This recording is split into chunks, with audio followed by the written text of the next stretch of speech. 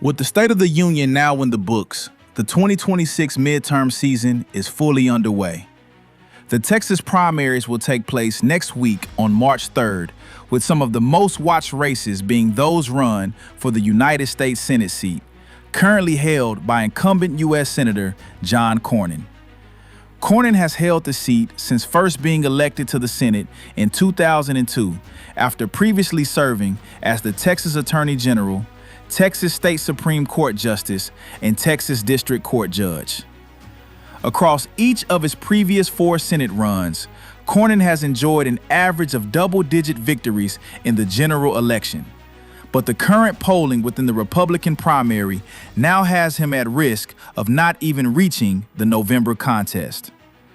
The race for the Republican nomination is currently a 3-way competition between Cornyn, U.S. Congressman Wesley Hunt of Texas's 38th Congressional District, and outgoing Texas Attorney General Ken Paxton. The latest RCP average of polls currently has Paxton leading the race by 2.7 points over Cornyn, with the most recent poll out of the University of Texas showing him with a lead of 2 percentage points. Decision Desk HQ has similar but closer polling averages between the top 2 candidates, with Paxton currently projected with roughly a 1% lead over Cornyn. Texas primary rules dictate that if no candidate reaches 50% of the total votes in the initial race, then the top 2 candidates will progress to a runoff election. Although between 10 and 20% of expected Republican primary voters are still polled as undecided and could theoretically push one candidate to a victory on Tuesday, the most likely scenario is that Cornyn and Paxton will be forced into a runoff.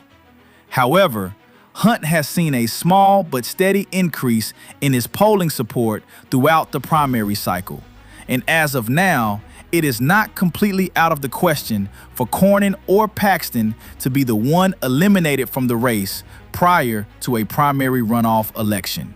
In the Democratic primary, it is again a 3-way race between 3 candidates: business owner Ahmad Hassan, Texas State Congressman James Tallarico, and U.S. Congresswoman Jasmine Crockett of Texas's 30th Congressional District. Unlike the Republican primary, where all 3 main candidates currently enjoy 20% or greater average polling support, Crockett and Tallarico are the clear frontrunners in the race, with both politicians averaging above 40% support in both the latest Decision Desk HQ and RCP average of polls. These numbers make it somewhat less likely for the Democratic Senate primary to be forced into a runoff, although that is still a very real possibility.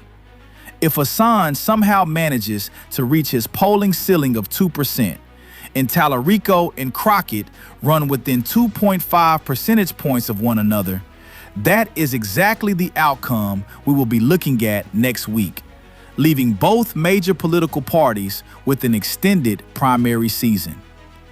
The latest poly-market betting odds give the Democratic Senate primary an 87% chance of being decided outright on March 3rd, while giving only a 5% chance of the same happening in the Republican primary. The projected matchups for the general election currently favor a Republican victory in every scenario. Hunt currently enjoys the largest polling advantage when matched up against both Crockett and Tallarico, with Cornyn showing similar strength against Crockett but relatively smaller victory margins against Tallarico. Paxton is the clear weaker general election candidate at this point, with some polls even showing him tied with his Democratic competitors. Cornyn has highlighted this weakness throughout the campaign season, and next week will show whether the Republican primary voters share this sentiment. The latest Kalshi betting odds currently have a Paxton versus Tallarico general election as the most likely outcome from the 2 primary races, with a Paxton versus Crockett race as the second most likely scenario.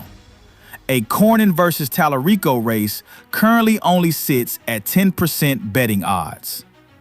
A Republican loss of the Texas U.S. Senate seat could potentially put control of the upper chamber for Donald Trump's final 2 years in office back into the hands of the Democratic Party, firmly placing the president in a lame duck position. Let us know in the comments what you think will be the outcome of the 2026 Senate primaries and what early predictions you have for the November general elections.